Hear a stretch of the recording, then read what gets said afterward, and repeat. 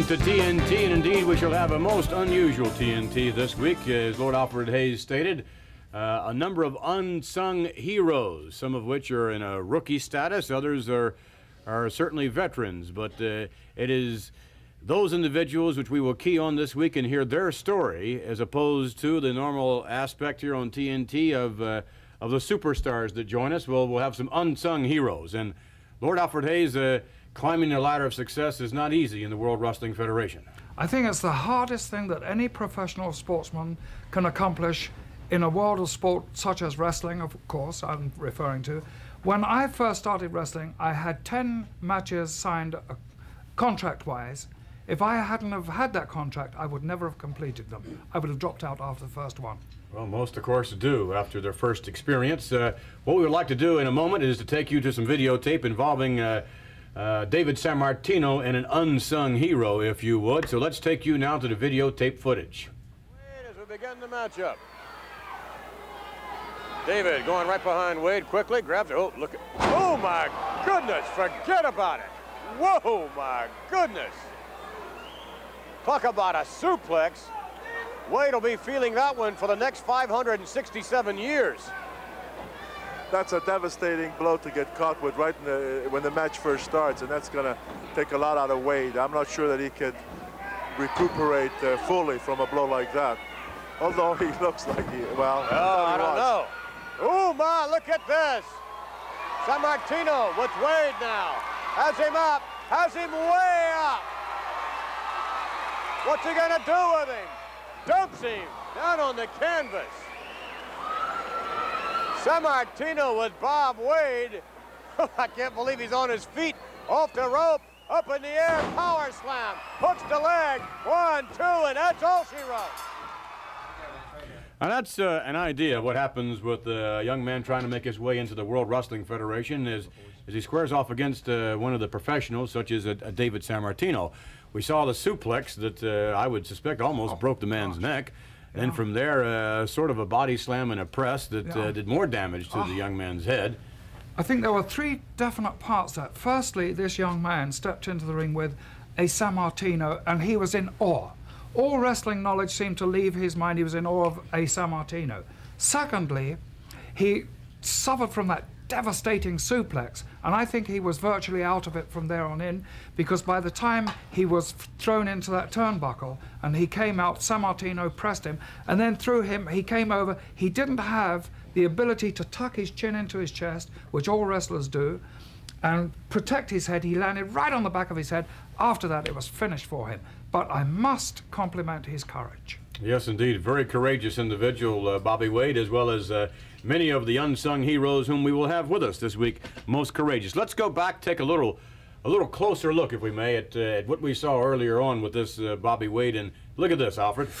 Oh, just look at that. Jackknifed him, you see, right on the back of his head there. That is unbelievable that a human being could survive that kind of punishment. Isn't that incredible? And here, all the way up. Now, what's a young man like Wade thinking right about now? Gosh, well, his mind is a blank there. But I can only imagine what he's thinking this week after this happened. I can imagine he's saying, am I going to continue my career wrestling? Now, just watch this.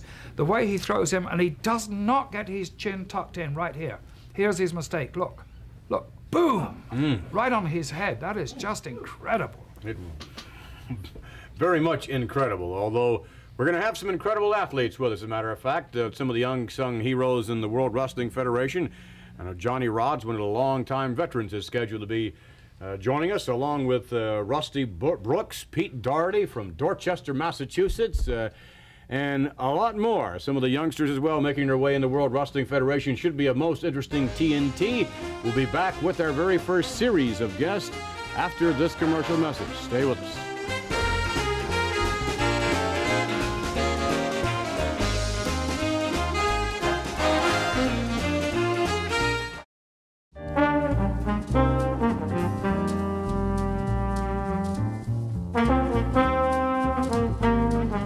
Back with more TNT, and we're going to have with us, as a matter of fact, in a few moments, the first series of unsung heroes. If you would, please welcome Steve Lombardi, Mario Mancini, and Mr. Paul Roma.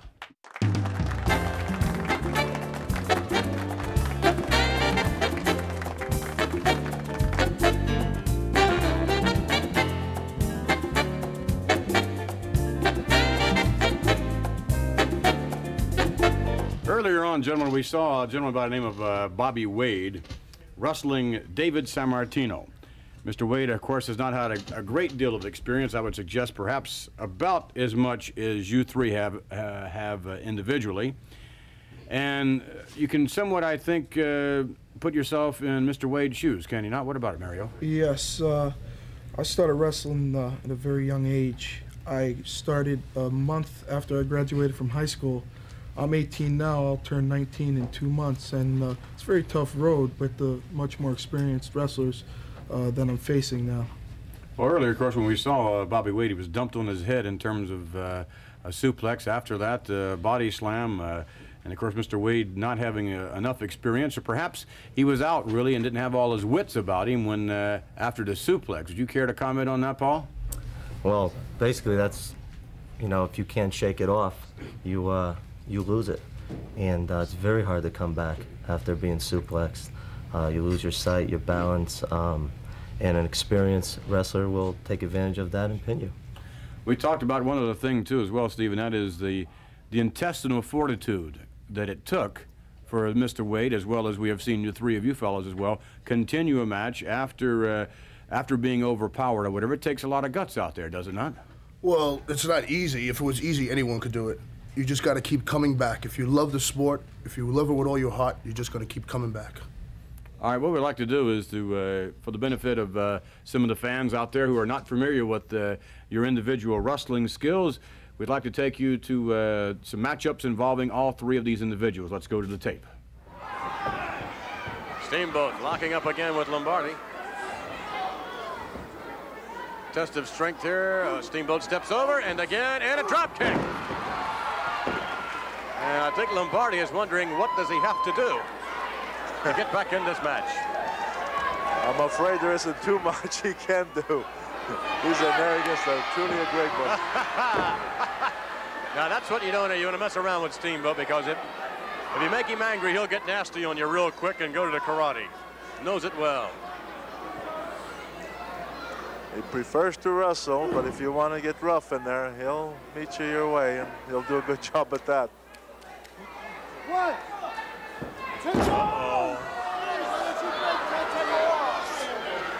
Lombardi moments ago raking the eyes as Steamboat heads off. Ooh, why did he ever lay the elbow in? Nicely done by Lombardi. Lombardi ramming face first Ricky Steamboat into the buckle. That'll take its toll. Brings him over. Now all the way over to the top rope. Steamboat comes back over the top rope.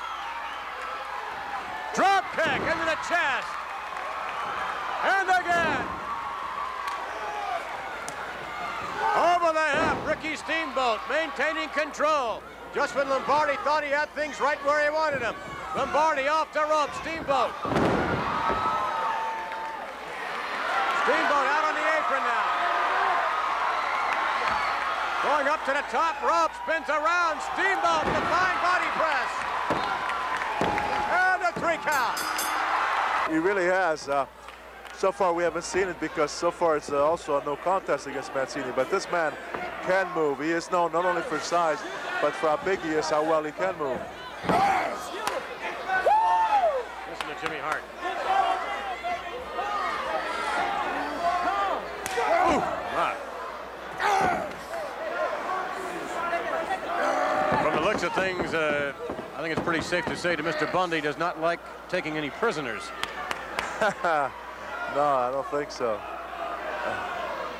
Look at that. Ah, goodness, this man is awesome. Well, you know, when he comes down with an elbow like that, he puts a weight behind it. You know, that's so devastating because, again, 458 pounds. That is awesome.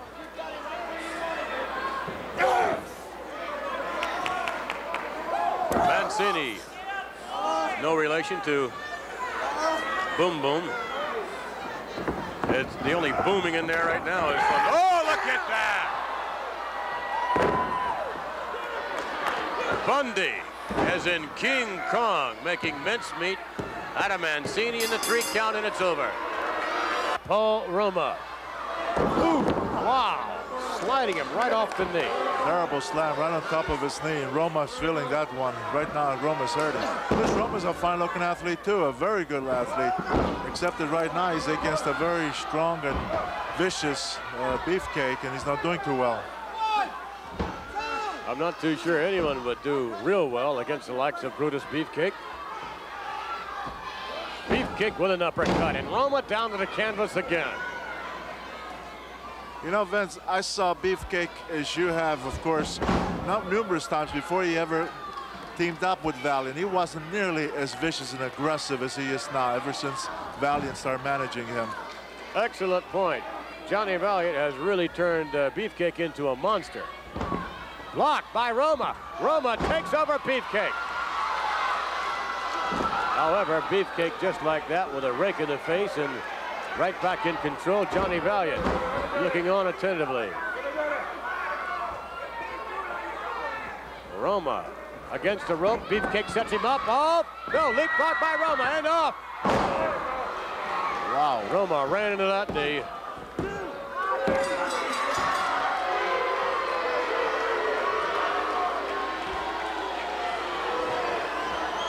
Big laugh of Brutus Beefcake. Roma has nothing to be ashamed of. He gave Beefcake a real run for his money, I thought. Indeed you did. Paul gave him a real heck of a run for his money there, but then in the end, as he caught you coming off the ropes with your momentum and drove the knee right up into the chin, did he knock you out? Yeah, just about. He knocked me out for, well, a little while, and when I came to, the match was over. All right, but here you have a gentleman like yourself. You haven't had a great deal of experience, but Brutus Beefcake certainly has. I mean, to be able to stay in there as long as you did with Brutus Beefcake, does that give you confidence, or does the fact that you lost the match, does it destroy you in terms of your confidence? Well, no, it doesn't destroy me. Wrestling somebody with his ability and staying in that long, as you said, builds my confidence, because I'm a young wrestler. I'm coming up, and well, if the fans stay behind me and stay with me, it's not so bad. All right, so you'll get your share in the future. Right. Mario, it seemed to me that in your match with King Kong Bundy, did you really realize what you were getting into when you signed for the match with a monster like Bundy? I mean, here's a guy, I mean, it's incredible. Well, I realized that he was more than 3 times the size of me. Obviously, to be honest with you, Vince, I never ever felt a feeling like I felt getting hit like a brick wall. But I found that I practically got knocked out. But I find that whoever I'm going against or whoever I'm going to wrestle, no matter how much punishment, I'd have nose broken, you know, my nose getting broken and skin torn off the side of my face from the getting scraped on the mat. But I have an attitude, and my attitude is I'm young, and no matter how much punishment I'm going to take, I'm going to come back, and I'm going to be there. I'll always be there. Seemed to me, Mr. Lombardi, that in your match with Ricky Steamboat, that unlike some of the matches that we saw with Mr. Mancini and Mr. Roma, that you became a little overconfident. Did you not? That you had the upper hand and became a little overconfident? You could say that in a way, but I'm getting the impression now at the stage I'm in that nice guys finish last. You got to get out there and do what you can, whatever it takes to win. You got to get out there and do it. Seems to be a completely different attitude than what we have here with Paul and Mario. A little more of an arrogant attitude, really. That's the way I feel. That's the way I feel. I feel at this point in my career, I need some guidance. Perhaps Bobby the Brain Heenan, who produces nothing but winners. And that's what I want to be, is a winner. So that's the attitude I have to take. Well, there are a number of ways, of course, to be a winner. And Lord Alfred Hayes, what do you think the chances of these 3 gentlemen making their way to the top ranks of the World Wrestling Federation are? Well, I would say that all 3 of them have that personal desire to get to the very top of the ladder, which is an excellent thing. But I would like to, we're not going to have the time, but I'd like to look more closely at what gives them that drive. Is it for money? Is it for glory? Is it for something they want to personally achieve? What are these things that drive them there? We're not going to have the time, but there is one thing all 3 of them have in common, and that is the thing we discussed before, courage. Yes, indeed. Courage abounding. We thank you, gentlemen, for joining us, and we'll be back with some more TNT and some more unsung heroes. Stay with us.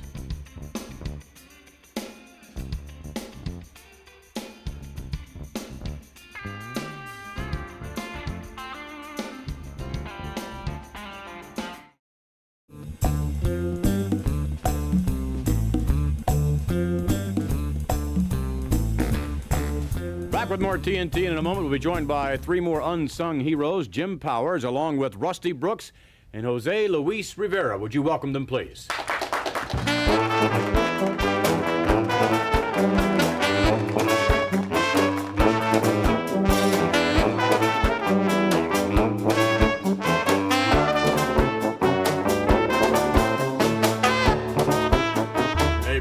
Big men. Rusty Brooks, how much do you weigh? 342 pounds. 342 pounds. That is a big boy. Very big. And Jose, you're up around what? Well, 240. About 240? Jim, you've got to be up there somewhere around 235. 235?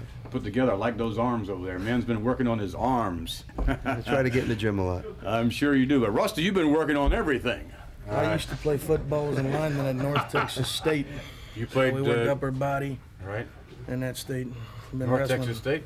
North Texas State in Denton. Pretty tough league down there. Well, anywhere in Texas, they grow them big and they play good ball. They wrestle well. Big tough guys down that way. So you had an amateur experience in terms of wrestling in addition to football.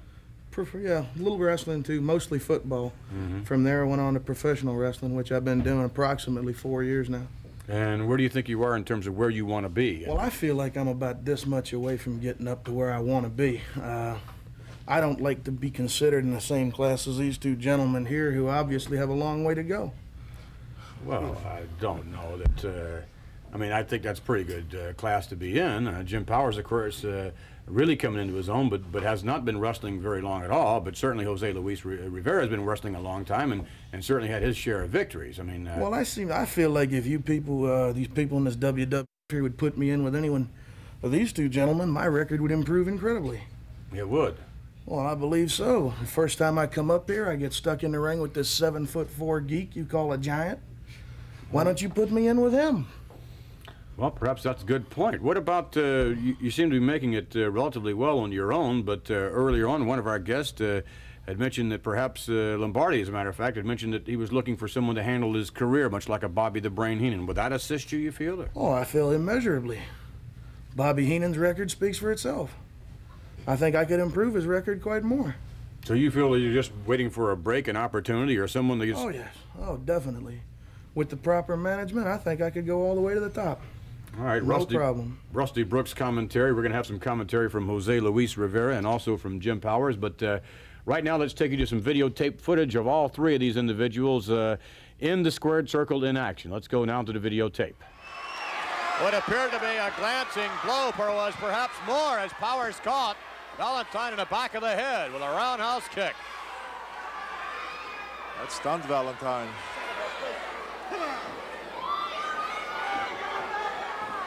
Now you see the mistake Powers is making. He's saying to Valentine, come on, come on. While Valentine was hurting, Powers should have been on it because Valentine is, look at this now, right on his knee. Mistake of Powers. He should have been after Valentine when Valentine was down there for a few seconds. Instead, he laid back. He's telling Valentine, come on. And Valentine cleared the cobwebs, and he is coming on. And look at the job he's doing on Powers now. Valentine working on the legs. And certainly, I don't think anyone in professional wrestling can attack the leg area quite like Greg Valentine can. Although the actual figure for a leg lock perhaps has been equaled in devastation by Tito Santana as of late. Ooh, drops the hammer down, does Greg Valentine.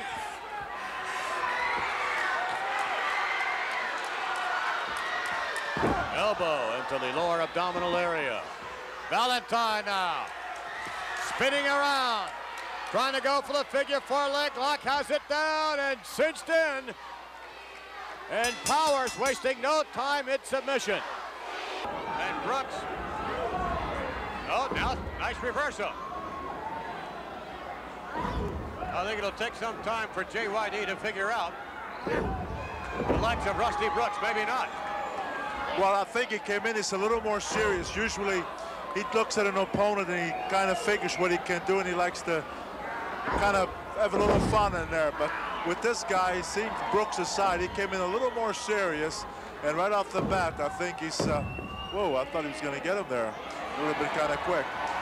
But he took control, and he's got control, you know, all the way.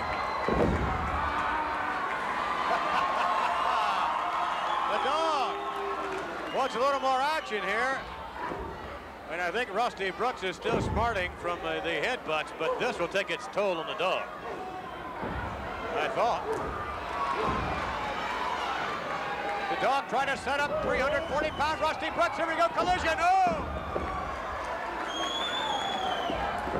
The dog covering Rusty Brooks, and Brooks able to escape. Well, he caught him with that big, forearm right across the head of Brooks. But, you know, Brooks is a big man, and sometimes I think he'll take a little more than that to pin him. Junkyard dog using tactics. And you described earlier on, Bruno, that R.T. Reynolds should have attempted to use against Mulligan. Now Big Rusty, oh! Did you see that? He was going for a drop kick. Exactly, I can't believe it. And down goes Rusty, cover. We have 3, yes sir.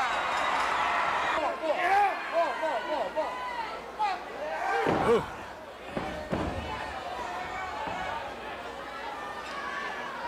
And Jim Neidhart thus far has been making mincemeat out of Jose Luis Rivera.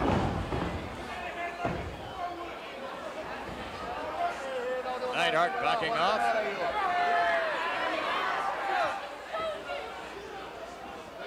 Neidhart now trying to set up Rivera. Oh, God. Oh, wow. What a bill. I mean, he literally picked him up off the floor and just tossed him across that ring like he weighed 2 pounds. This is a very powerful man.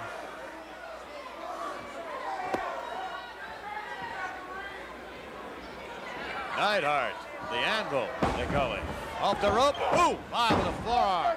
Let's go. Let's finish that job out there. Jim Neidhart with Rivera, and Rivera whipped to the ropes and coming off, missing. Coming off, drop kick. Rivera for a comeback. Has Neidhart moving. Whips him now to the buckle and off. Ooh, and into the foot. Rivera wasting us a little bit too much time coming in. Rivera comes up now. Uh-oh, here comes Neidhart. Oh, ah.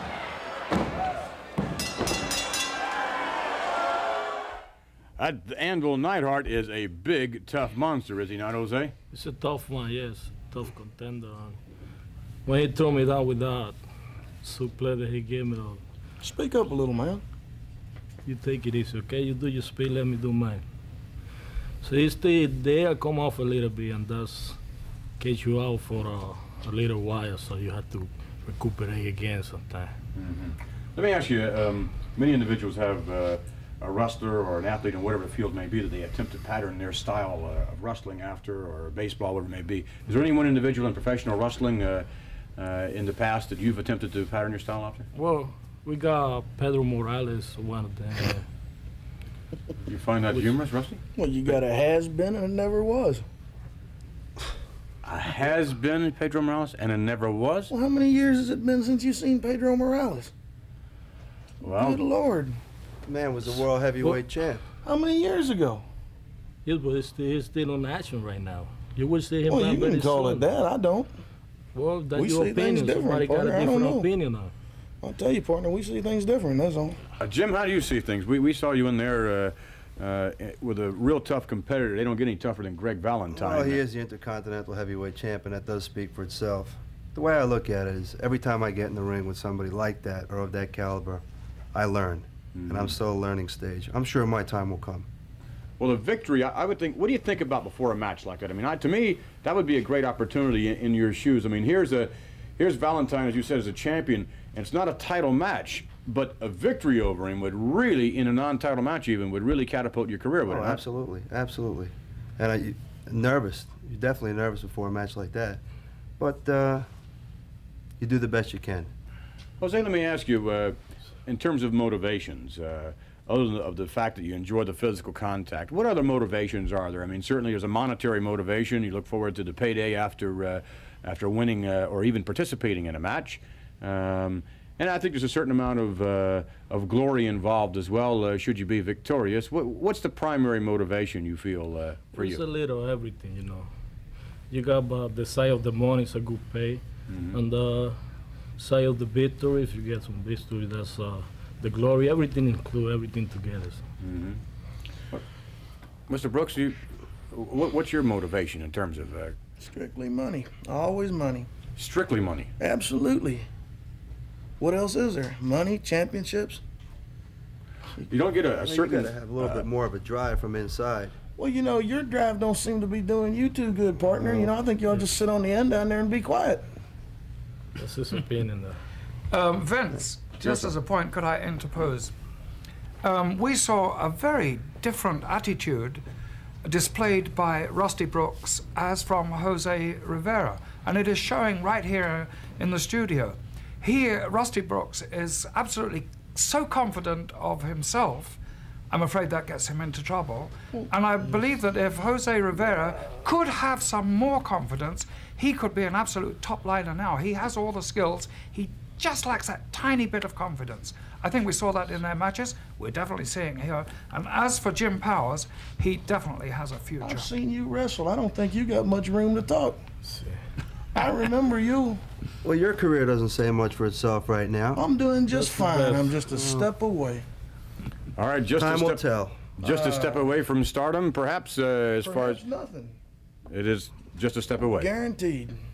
All right, well, of course, not a whole heck of a lot is guaranteed in this world, but we wish all three of you the best of luck in the future in your matches in the World Wrestling Federation. Thank you. Thank you for joining us. We'll be back with more Unsung Heroes. Stay with us for more TNT.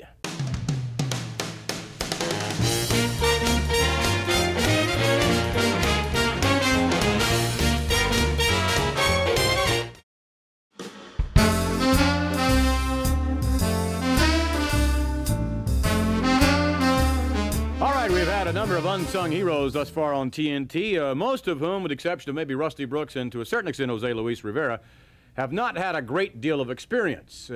Separating them from the next series of guests in terms of unsung heroes who have had a great deal of experience, all three of them. Would you please welcome Charlie Fulton, Pete Doherty, and the unpredictable Johnny Rodz.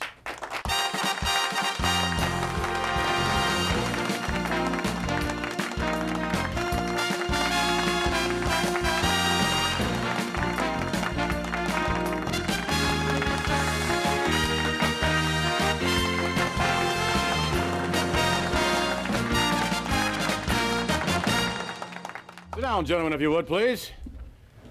The unpredictable Johnny Rodz. That perhaps more aptly describes anyone, well, I think maybe you more than anyone else, Johnny. I mean, your unpredictable nature, both inside as well as outside of the ring. In terms of what you do in the ring, it appears from time to time that even you don't have a well thought out plan.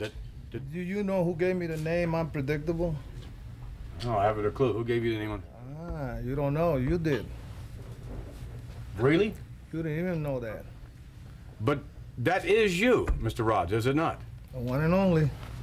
Well, I mean, do you calculate maneuvers ahead of time, or No, I just playing by ear. Whatever comes in that ring, that's what I'm gonna do.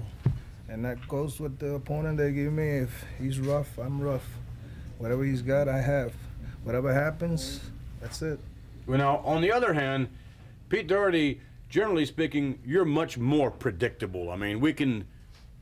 Look at that kiss. I am not homicidal, suicidal, or psychotic, McMahon. I don't recall anyone stating that you were, Mr. Doherty. I just meant you are more predictable in terms of... I am unpredictable. I'm just as unpredictable as Johnny Rodz and Charlie Fulton right here. I'm the Duke of Dorchester, by the way, too. Whenever you introduce me as the Duke of Dorchester.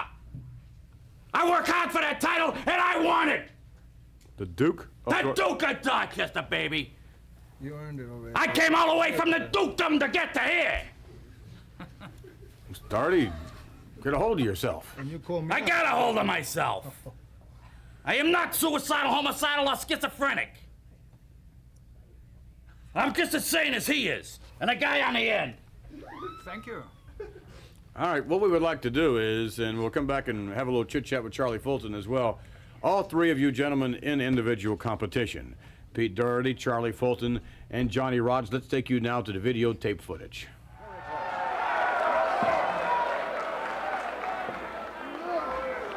Last week, Wyndham, I think, verbally gave Roddy Piper a little going over. This young man can handle himself not only in the ring, but verbally, I think he can handle himself very nicely. I think he embarrassed Piper quite a bit. Piper got so angry he walked away.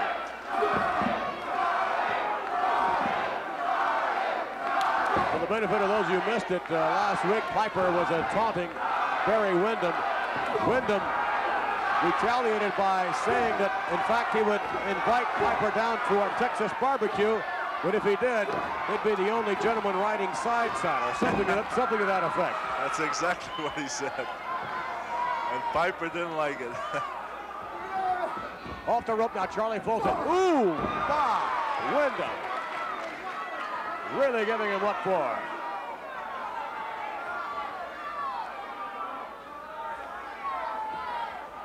Wyndham now with Charlie Fulton. Yanks him to the rope one more time, sets him up, drop kicks, nicely done.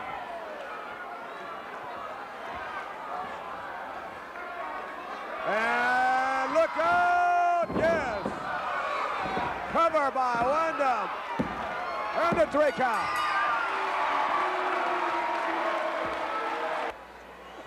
Doherty, bent over, oh, with a chop down to the canvas. The Superfly staying on top of Pete Doherty. Snaps him over with one arm.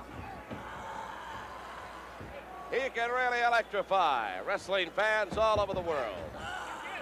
You're seeing him in action, as Vince was quick to point out, one of the very best ever in the World Wrestling Federation. Here's the bicep on Snuka. Takes over his man. He really whips his body into it. Head scissor, kick out. Snuka right back up and takes over Doherty. Oh, he's just like a machine. Snuka trying to find a measure of escape. Using a backdoor method, he has escaped right now and quickly to the side headlock. Yank of hair from our vantage point, 2 hand pulls. Referee warns Doherty.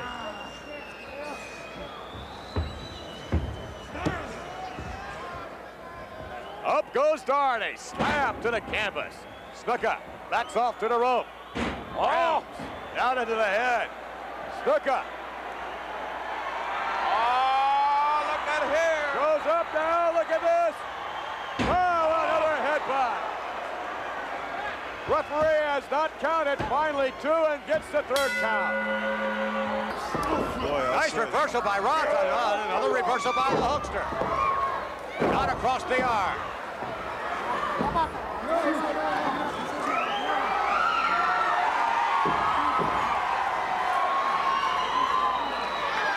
This is a non-title matchup, but if Johnny Rodz can defeat Hulk Hogan on this occasion, he'll have certainly a title shot to follow. Look at this, Rodz with a series of chops taking its toll on Hulk Hogan.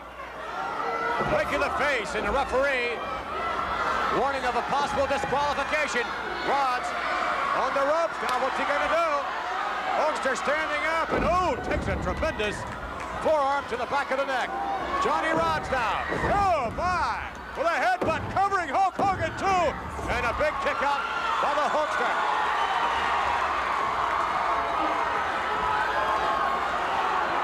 Rodz hammering away. Hulkster trying to bring himself up.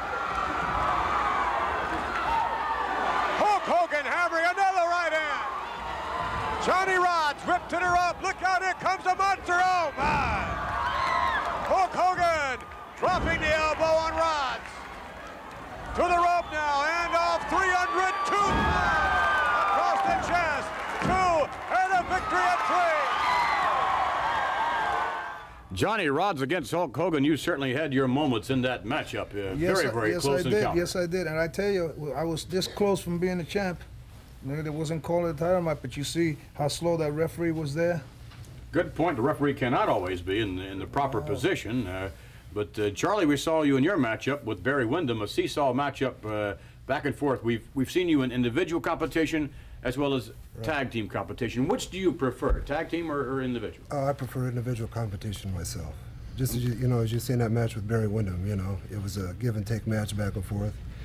But you saw as the camera came on, he had me in a front face lock, and you know, what was supposedly a front face lock, but was, you know, more like a chokehold. It was like a chokehold. Exactly like one. I've been on that, and it's I think it's a chokehold. You know, he uses it. He gets the hole out of you, and you don't let go. He comes in, and by the time you get down there, you're choked up. But that's I don't call it anything else but a chokehold. Well, then again, though, all three of you have resorted to. There's no way you get that kind of hole on, and he's running with you, and there's no way the referee could check it, and he could do anything he wants with that. That's a good one for me. Very valid point. Very valid point.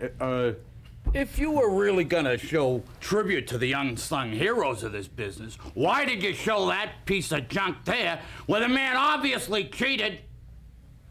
In terms of your match with the Superfly? With Superfly Snooker? He cheated? And what You've seen it with your own eyes. What are you, blind, McMahon? I'm going back to the Middle East where people speak to me with respect and address me by their proper title. Which is the Duke of Dorchester. The Duke of Dorchester. Yes. And you're recognized as among the royal families in the Middle East? I am. I was out on a cruise. I went to the island of Falaka. The island of what? Falaka. What country is that in? In Kuwait. The island of Fulaka. That's correct. What is the island of Fulaka known for? It is one of the greatest islands in the world. It has on it the last remains of the Gunga Ding, or whatever, what's the thing? The Gunga Ding. The Gunga Ding. It has on it digs that are 5,000 years old. What are you laughing at, Jack? Just the, only the accent. I'm putting out here some real good history here for you, baby, and you gotta learn it. Gunga Ding. Gunga Ding, the last outpost of Gunga Ding. On the island of Falaka. Island of La Falaka. You got it, Jack. Well, unfortunately, I've never been there. But if you say... Well, a man of your caliber would never ever make it there. Well, perhaps... You have to have a little class, address people by the proper. Perhaps everyone should tour the remains of Gunga Ding. That's correct. We'll be back with more TNT. Stay with us.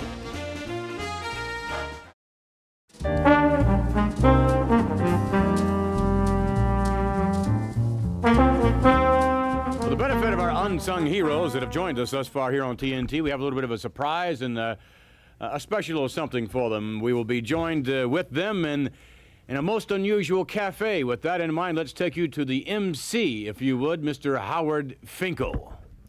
Thank you very much, Vince, and welcome everybody to the Cafe Le Bump.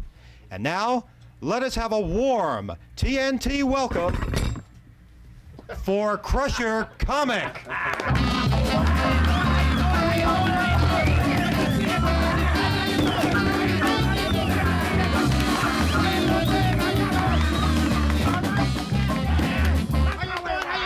Play Stump the Band, B flat. How you doing, guys? How you doing? It's good to be here at the Cafe Le Bump. I'm a little upset, though. I'm a little upset because when I was real young, my father left me, and I've been looking for him ever since. Has anybody seen this guy? I gotta know. I'm looking all over for him. I'm looking all over for him.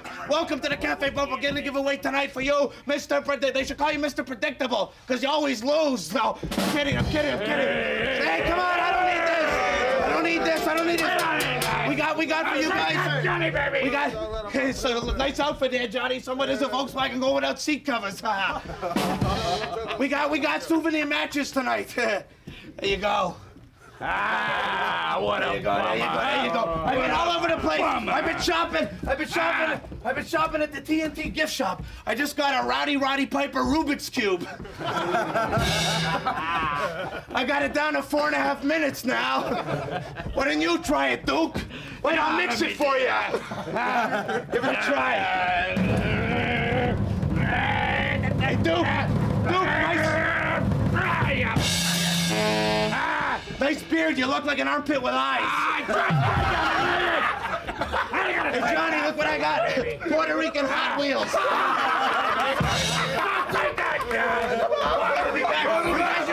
You guys see WrestleMania? Mr. T? You guys never got the shot at him. You guys are the unsung heroes. But I got him here tonight. Look at this. A Mr. T Cabbage Patch doll. I pity the fool that adopts me. I pity the fool. What else we got here? What else we got? Oh, look what look what I got. I got a pair of 3D sunglasses. I don't use them at the movies or anything like that. I use these at home in bed. See, my girlfriend's Jewish, so I just put these on. It creates the illusion of movement.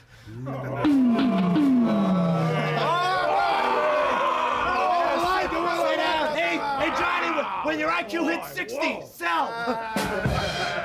Hey, it's good. No, you guys, let me just tell you guys, it's all attitude. It's all attitude. I mean, you got all the headliners here. You got your Orndorffs and stuff. Let me tell you something about Orndorff. He's not what you think. You think he does well with the woman and stuff. It's not true. Last night he was involved in a menage a trois. Well, actually, it was more like Paul and two mirrors. And you got, hey, come on, I don't need this. Come on, come on. Hey, how about Hillbilly Jim? Hillbilly Jim, he's not as smart as you think. Pretty naive sexually. When he was young, his father was explaining to him the birds and the bees. He told him, Jim, the men go on top and the women on the bottom. So Jim bought bunk beds. Think about it, think about it. Anyway, you guys have been great. I got another job. I work part-time as drama coach for Lord Alfred Hayes. So I got to be off on that job. Hey, we'll see you again. You guys are great. Take care. Come on, we'll see you.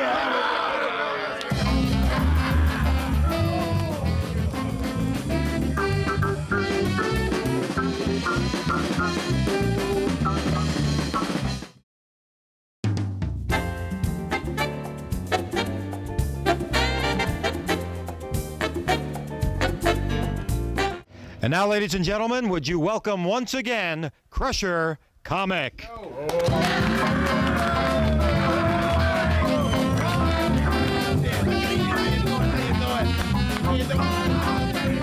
Hey, please take care of the staff here. Our waitress here at the Cafe La Bump really works her butt off. In fact, if you look at her, she's been working here so long she has no butt whatsoever. How you doing? Hey, remember, guys, remember, it's all attitude. You gotta get in shape. You gotta work hard. Rusty. Not many people notice. You gotta get in shape, Rusty. That's the problem. You're out of shape. Did you know he started out as an actor? When he was young, he did a horror film called I Was a Teenage Warehouse. Rusty's the only guy I know. The only guy I know with a zip code, E-I-E-I-O. Hey, just kidding, Rusty. Just kidding. How you doing? What I want to do now is I want to put the show on the other foot. I want to give you guys a chance here. What I'd like to do is I'd like to get a volunteer from the audience here to come up here and do a little wrestling bit with me. Who we got? Mario? Sure, why not? Come on up. Give him a hand. Mario Mancini.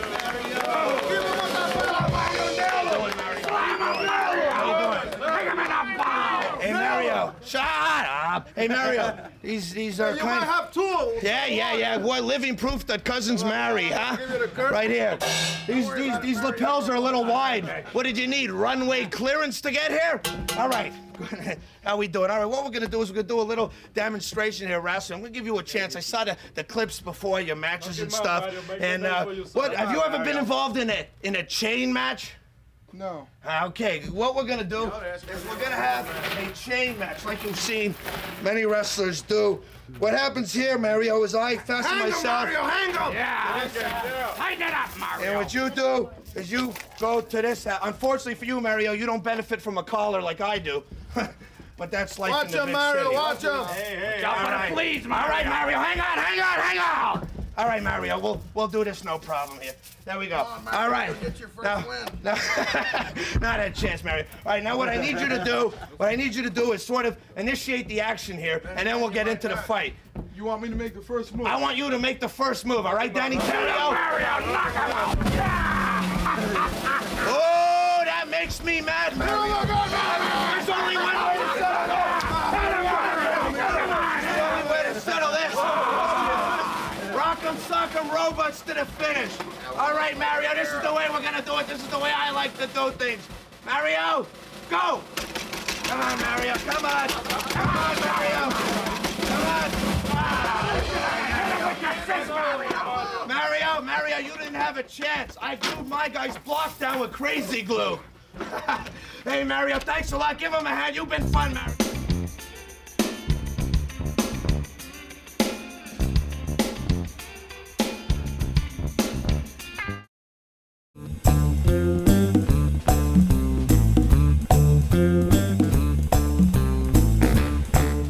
All right, back with more TNT. And Crusher Comet lucky to get away with his life, I think, with that rowdy bunch.